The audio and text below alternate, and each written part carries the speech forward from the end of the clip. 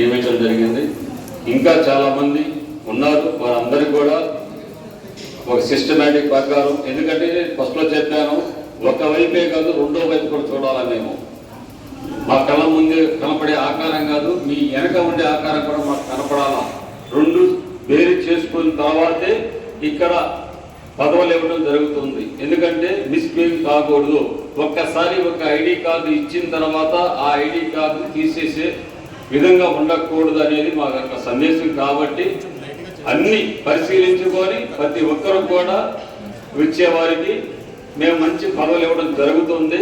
ఏ పదవి ఇచ్చినా బాధ్యతతో చేయాల్సిన బాధ్యత మీ అందరి మీద ఉంది తెలియజేస్తున్నాము. ఇప్పుడు మన అందరం కలిసి స్వామివారి దర్శనానికి వెళ్తూ ఉన్నాము. ఎక్కడ కూడా ఒక సిస్టమ్ ప్రకారం వెళ్ళాలి. ఆ సిస్టమ్ ఎలా అనేది మన మాతాజీ గారు తెలియజేస్తారు.